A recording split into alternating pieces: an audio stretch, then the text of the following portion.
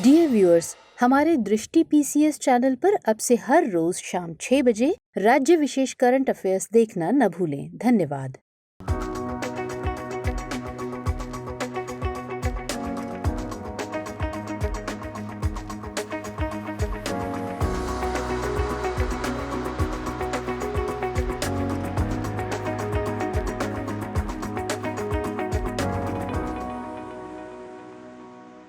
नमस्कार, दृष्टि आईएएस के टुडेज जी के प्रोग्राम में आपका स्वागत है। शुरुआत करेंगे पिछले सेशन के रिकैप से।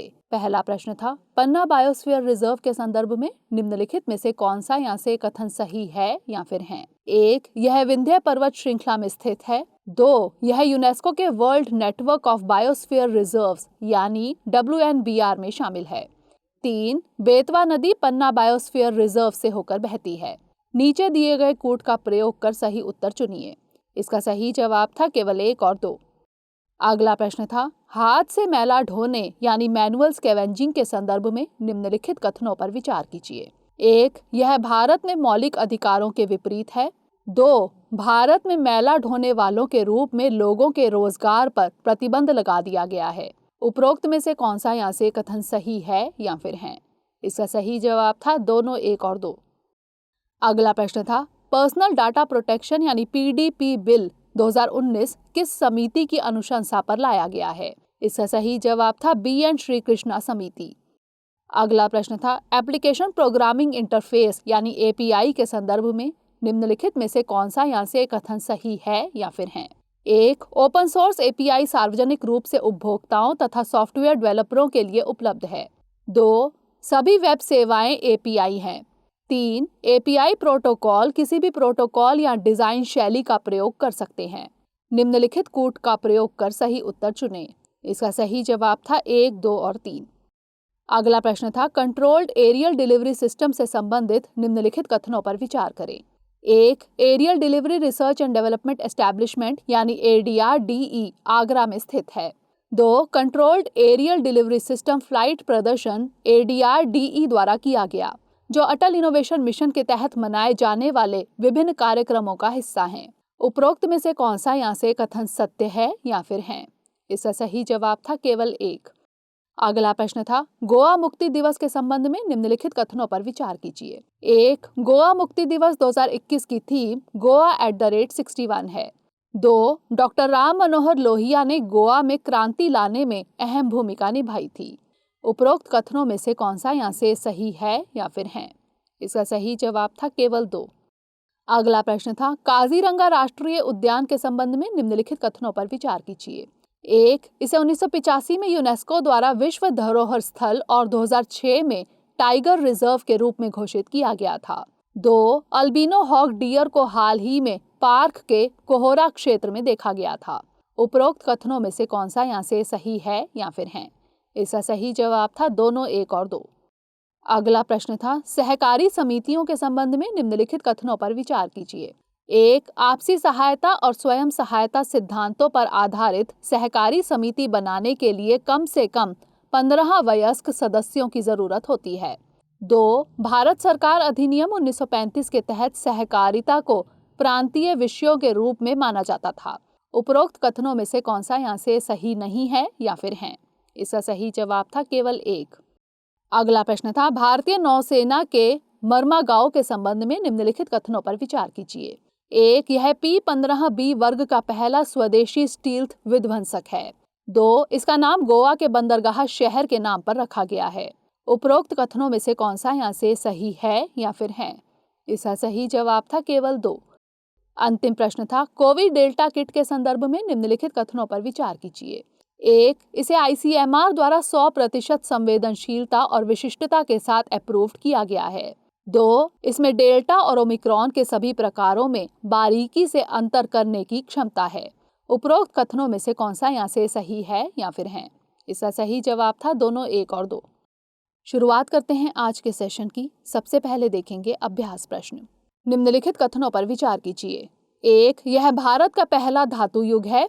2. पहिए से बने लाल और नारंगी रंग के मिट्टी के बर्तनों का प्रचलन था। 3. इनाम गांव और ऐरण महत्वपूर्ण स्थल हैं।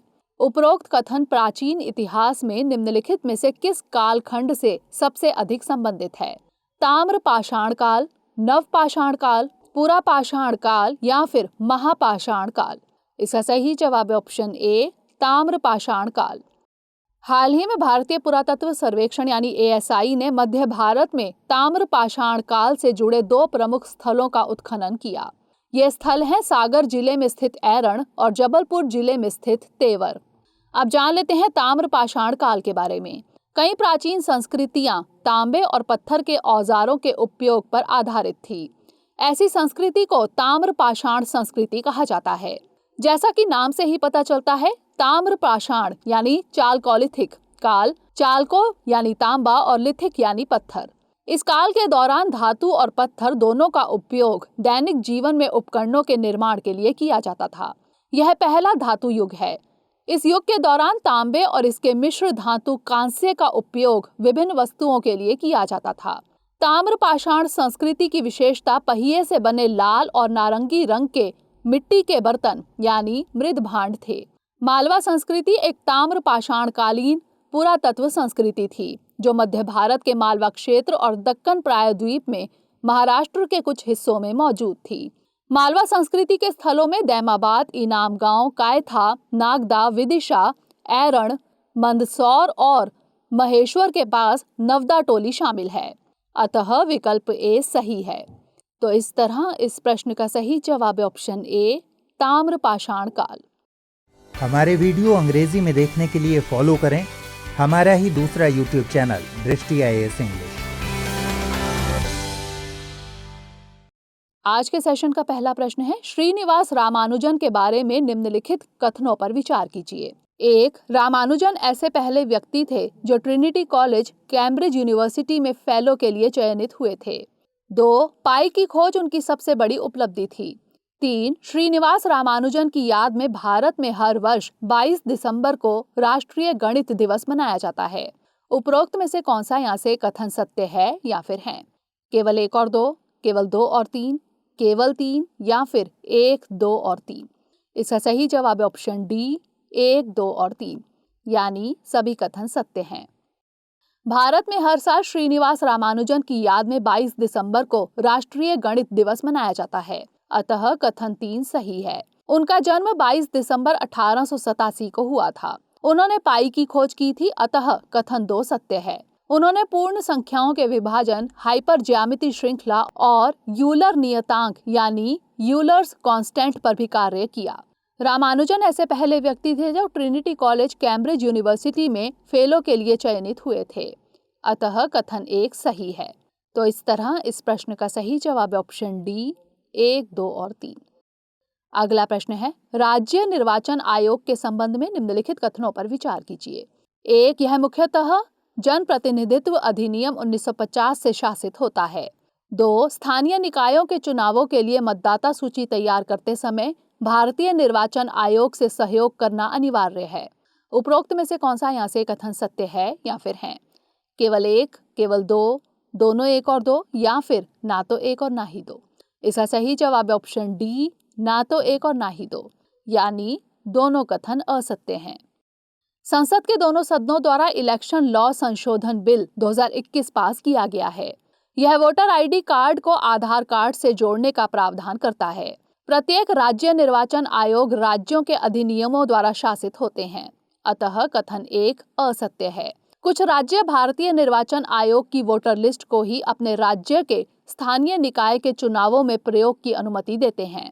दूसरे शब्दों में राज्य निर्वाचन आयोग भारतीय निर्वाचन आयोग की वोटर लिस्ट का प्रयोग कर अपने स्थानीय निकाय चुनावों के लिए वोटर लिस्ट तैयार करते हैं।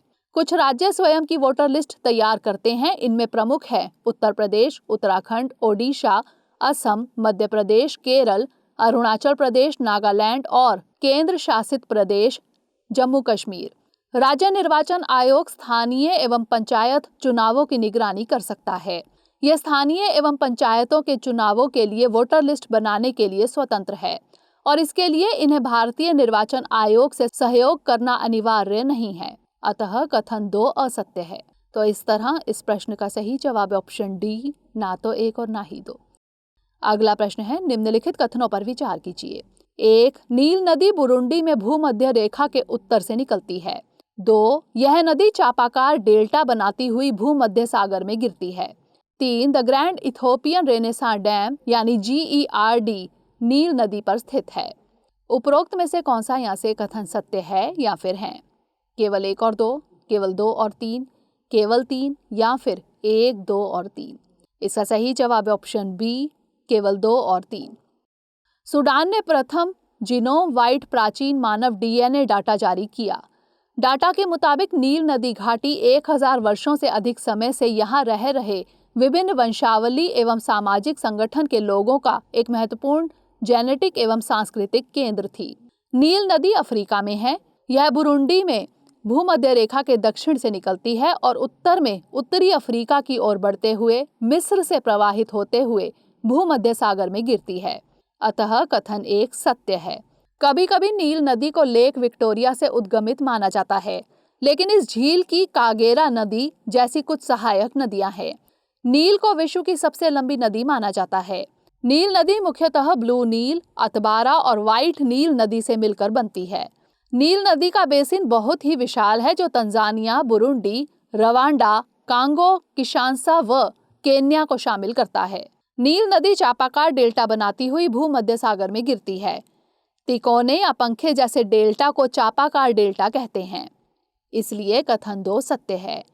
इथोपिया ने 2011 में नील नदी पर the grand Ethiopian renaissance dam का निर्माण शुरू किया था, इसलिए कथन 3 सत्य है। ब्लू नील नील नदी की सबसे बड़ी सहायक नदी है। यह 145 मीटर लंबा हाइड्रो पावर प्रोजेक्ट अफ्रीका का सबसे बड़ा डैम प्रोजेक्ट है और इसका प्रभाव सबसे लंबी नील नदी पर ही पड़ता रहेगा। इसका सही जवाब है ऑप्शन बी, केवल 2 और 3। अगला प्रश्न है, निम्नलिखित में से कौन भारत की न्यूक्लियर मिसाइल है? 1 अग्नि, 2 ब्रह्मोस, 3 रुद्रम 1, 4 पृथ्वी। निम्नलिखित कोड का प्रयोग कर सही उत्तर चुनें। केवल 1 और 4, केवल 2 और 3, केवल 1, 2 और 3 या फिर केवल 2, 3 और 4? इसका सही जवाब है ऑप्शन ए, केवल 1 और 4। अग्नि क्लास की मिसाइल भारत की न्यूक्लियर क्षमता का आधार है, जिनमें Prithvi short range ballistic missile, submarine launch ballistic missile व फाइटर एयरक्राफ्ट भी शामिल है। केवल अग्नि और पृथ्वी भारत की 2 न्यूक्लियर मिसाइलें हैं, लेकिन इसके अलावा कुछ इंडियन एयरफोर्स फाइटर जेट्स या आर्मी गन्स से भी टैक्टिकल न्यूक्लियर वेपन को फायर किया जा सकता है, जिसकी रेंज 50 किलोमीटर के आसपास है। ब्रह्मोस भारत की सबसे तेज क्रूज मिसाइल में से एक है, जो वर्तमान में 2.8 मैक की स्पीड से तैनात है। यह ध्वनि की गति से 3 गुना है। यह DRDO और रूस के NPOM का साझा प्रयास है। भारत इसे ब्रह्मोस न्यूक्लियर नहीं कहता। रुस्तम एक एयर टू सरफेस मिसाइल है जिसे DRDO ने बनाया है। यह भारत की पहली स्वदेशी एंटी रेडिएशन मिसाइल है, अतः कथन 1 सही है। तो इस तरह इस प्रश्न का सही जवाब है ऑप्शन ए, केवल 1 और 4। अगला प्रश्न है, निम्नलिखित कथनों पर विचार कीजिए। 1. जिला खनिज प्रतिष्ठान यानी DMF एक वैधानिक निकाय है। 2. DMF के तहत अर्जित धन का उपयोग प्रधानमंत्री खनिज क्षेत्र कल्याण योजना के तहत किया जाता है। उपरोक्त कथनों में से कौन सा यहाँ से सही है या फिर है? केवल 1, केवल 2, दोनों 1 और 2 या फिर ना तो 1 और ना ही 2? इसका सही जवाब है ऑप्शन सी, दोनों 1 और 2, यानी दोनों कथन सही हैं। खान एवं खनिज विकास नियमन संशोधन अधिनियम 2015 के तहत DMF की स्थापना की गई है। इसके अनुसार खनन से जुड़े कार्यों से प्रभावित प्रत्येक जिले में राज्य सरकार अधिसूचना के जरिए एक ट्रस्ट की स्थापना करेगी, जिसे जिला खनिज फाउंडेशन कहा जाएगा। अतः कथन 1 सही है। यह एक गैर लाभकारी निकाय के रूप में काम करेगी। खनन कंपनियां सरकार को दी जाने वाली रॉयल्टी राशि का 10 से 30% हिस्सा उस जिला खनिज फाउंडेशन ट्रस्ट के फंड में देती है जहां वे परिचालन में हैं। DMF के तहत अर्जित धन का उपयोग प्रधानमंत्री खनिज क्षेत्र कल्याण योजना के तहत किया जाता है, अतः कथन 2 भी सही है। तो इस तरह इस प्रश्न का सही जवाब है ऑप्शन सी, दोनों 1 और 2। अगला प्रश्न है, परिसीमन आयोग के संदर्भ में निम्नलिखित कथनों पर विचार कीजिए। 1. परिसीमन का शाब्दिक अर्थ किसी देश या प्रांत में विधायी निकाय वाले क्षेत्रीय निर्वाचन क्षेत्रों की सीमा तय करने की क्रिया या प्रक्रिया से है। 2. परिसीमन आयोग की प्रतियों को लोकसभा अथवा राज्य विधानसभा द्वारा संशोधित किया जा सकता है। 3. यह एक उच्चाधिकार निकाय है जिसके आदेशों को कानून के तहत जारी किया जाता है और इन्हें किसी भी न्यायालय में चुनौती नहीं दी जा सकती। उपरोक्त कथनों में से कौन सा यहाँ से सही है या फिर है? केवल 1 और 2, केवल 2, केवल 2 और 3 या फिर केवल 1? इसका सही जवाब है ऑप्शन डी, केवल 1। हाल ही में जम्मू कश्मीर परिसीमन आयोग ने जम्मू संभाग के लिए 6 और कश्मीर संभाग के लिए 1 विधानसभा सीटों को बढ़ाने का प्रस्ताव किया है। इसके अलावा यह पहली बार है जब जम्मू कश्मीर में 9 विधानसभा सीटें अनुसूचित जनजातियों के लिए और 7 सीटें अनुसूचित जातियों के लिए आवंटित करने का प्रस्ताव किया गया है। अब जान लेते हैं परिसीमन आयोग के बारे में। परिसीमन का शाब्दिक अर्थ किसी देश या प्रांत में विधायी निकाय वाले क्षेत्रीय निर्वाचन क्षेत्रों की सीमा तय करने की क्रिया या प्रक्रिया से है। अतः कथन 1 सही है। परिसीमन का काम एक उच्च शक्ति निकाय को सौंपा जाता है जिसे परिसीमन आयोग या सीमा आयोग के रूप में जाना जाता है। भारत में इस तरह के परिसीमन आयोगों का गठन 4 बार यानी 1952, 1963, 1973 और 2002 में किया गया है। भारत में परिसीमन आयोग एक उच्चाधिकार निकाय है जिसके आदेशों को कानून के तहत जारी किया जाता है और इन्हें किसी भी न्यायालय में चुनौती नहीं दी जा सकती। अतः कथन 2 गलत है। इस संबंध में ये आदेश भारत के राष्ट्रपति द्वारा निर्दिष्ट तारीख से लागू होंगे। इसके आदेशों की प्रतियां संबंधित लोकसभा और राज्य विधानसभा के सदन के समक्ष रखी जाती हैं, लेकिन उनमें उनके द्वारा कोई संशोधन करने की अनुमति नहीं होती है। अतः कथन 3 भी गलत है। तो इस तरह इस प्रश्न का सही जवाब है ऑप्शन डी, केवल 1। अगला प्रश्न है, जीनोम के संदर्भ में निम्नलिखित कथनों पर विचार कीजिए। 1. मनुष्यों में 24 अलग अलग गुणसूत्र होते हैं। 2. जीनोम अनुक्रमण में एक जीनोम में mRNA न्यूक्लियोटाइड अथवा बेस के क्रम का पता लगाया जाता है। उपरोक्त कथनों में से कौन सा यहाँ से सही है या फिर है? केवल 1, केवल 2, दोनों 1 और 2 या फिर ना तो 1 और ना ही 2? इसका सही जवाब है ऑप्शन ए, केवल 1। ओमिक्रॉन के बढ़ते मामलों को देखते हुए दिल्ली के मुख्यमंत्री अरविंद केजरीवाल ने एक बड़ा निर्णय लिया है। अब सभी ओमिक्रॉन के सक्रिय मामलों को जीनोम सीक्वेंसिंग के लिए भेजा जाएगा। जान लेते हैं जीनोम सीक्वेंसिंग यानी जीनोम अनुक्रमण के बारे में। जीनोम अनुक्रमण में एक जीनोम में डीएनए न्यूक्लियोटाइड अथवा बेस के क्रम का पता लगाया जाता है। अतः कथन 2 सही नहीं है। एडेनिन, साइटोसिन, गुआनिन और थाइमीन का क्रम एक जीव का डीएनए बताते हैं। मनुष्यों में 24 अलग अलग तरह के गुणसूत्र होते हैं। 22 ऑटोसोमल गुणसूत्र और लिंग निर्धारण X और Y गुणसूत्र। इसलिए कथन 1 सही है। तो इस तरह इस प्रश्न का सही जवाब है ऑप्शन ए, केवल 1। अगला प्रश्न है, ईपीएफओ के संदर्भ में निम्नलिखित कथनों पर विचार कीजिए। 1. यह सामाजिक न्याय और अधिकारिता मंत्रालय के नियंत्रण में आता है। 2. यह एक वैधानिक निकाय है। 3. पीएफ नंबर पोर्टेबिलिटी को सक्षम करने के लिए ईपीएफओ द्वारा कवर किए गए कर्मचारियों के लिए यूनिवर्सल अकाउंट नंबर को 2018 में लॉन्च किया गया था। उपरोक्त में से कौन सा यहाँ से सही नहीं है या फिर है? केवल 1 और 2, केवल 1 और 3, केवल 2 या फिर केवल 2 और 3? इसका सही जवाब है ऑप्शन बी, केवल 1 और 3। इस साल अक्टूबर के दौरान 12,73,000 नेट ग्राहक ईपीएफओ से जुड़े हैं। अब जान लेते हैं ईपीएफओ के बारे में। ईपीएफओ यानी कर्मचारी भविष्य निधि संगठन की स्थापना भारतीय संसद के एक अधिनियम द्वारा की गई थी। इसलिए कथन 2 सही है। इसका उद्देश्य भारत में काम करने वाले श्रमिकों को सामाजिक सुरक्षा प्रदान करना है। यह कर्मचारी भविष्य निधि और विविध प्रावधान अधिनियम 1952 द्वारा लागू किया गया था। यह भारत सरकार के श्रम और रोजगार मंत्रालय के नियंत्रण में आता है। इसलिए कथन 1 सही नहीं है। ईपीएफओ कवर किए गए लाभार्थियों की संख्या के मामले में और वित्तीय लेन देन की मात्रा के मामले में दुनिया का सबसे बड़ा सामाजिक सुरक्षा संगठन है। पीएफ नंबर पोर्टेबिलिटी को सक्षम करने के लिए ईपीएफओ द्वारा कवर किए गए कर्मचारियों के लिए यूनिवर्सल अकाउंट नंबर को 1 अक्टूबर 2014 को लॉन्च किया गया था। अतः कथन 3 सही नहीं है। तो इस तरह इस प्रश्न का सही जवाब है ऑप्शन बी, केवल 1 और 3। अगला प्रश्न है, हाल ही में प्रदीप कुमार रावत को निम्नलिखित में से किस देश में भारत का राजदूत नियुक्त किया गया है? उज्बेकिस्तान, फ्रांस, रूस या फिर चीन। इसका सही जवाब है ऑप्शन डी, चीन। प्रदीप कुमार रावत को चीन में भारत का अगला राजदूत नियुक्त किया गया है। वह विक्रम मिश्री की जगह लेंगे, जिन्होंने इस महीने की शुरुआत में इस पद पर अपना 3 साल का कार्यकाल पूरा किया। रावत मौजूदा समय में नीदरलैंड में भारत के राजदूत के रूप में कार्यरत हैं, इसलिए विकल्प डी सही है। तो इस तरह इस प्रश्न का सही जवाब है ऑप्शन डी, चीन। अंतिम प्रश्न है, स्वचालित जल आपूर्ति प्रणाली के संबंध में निम्नलिखित कथनों पर विचार कीजिए। 1. यह पूरी तरह से स्वचालित है, जो अपने नागरिक को पानी की आपूर्ति कनेक्शन के स्थान की पहचान करने की सुविधा प्रदान करता है। 2. इसे Bhaskaracharya institute for space application and geo informatics द्वारा विकसित किया गया है। उपरोक्त कथनों में से कौन सा यहाँ से सही है या फिर है? केवल 1, केवल 2, दोनों 1 और 2, या फिर ना तो 1 और ना ही 2। इसका सही जवाब है ऑप्शन सी, दोनों 1 और 2, यानी दोनों कथन सही हैं। रक्षा संपदा दिवस 2021 के अवसर पर रक्षा मंत्री राजनाथ सिंह ने छावनी बोर्ड के नागरिकों के लिए GIS आधारित स्वचालित जल आपूर्ति प्रणाली का शुभारंभ किया।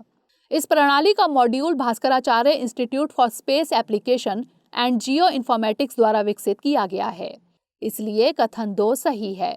यह पूरी तरह से स्वचालित है, जो अपने नागरिक को पानी की आपूर्ति कनेक्शन के स्थान की पहचान करने की सुविधा प्रदान करता है, अतः कथन 1 सही है।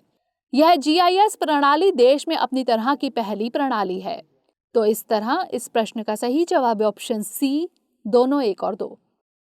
अब नोट कर लेते हैं आज का अभ्यास प्रश्न। निम्नलिखित में से कौन से देश बिम्स्टेक के सदस्य हैं? 1 नेपाल, 2 म्यांमार, 3 मालदीव, 4 थाईलैंड। नीचे दिए गए कोड का प्रयोग कर सही उत्तर चुनिए।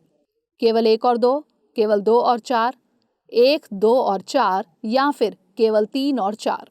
इसका उत्तर हमें कमेंट सेक्शन में ज़रूर भेजिएगा। अगले सेशन में नए प्रश्नों के साथ मिलेंगे। तब तक के लिए धन्यवाद।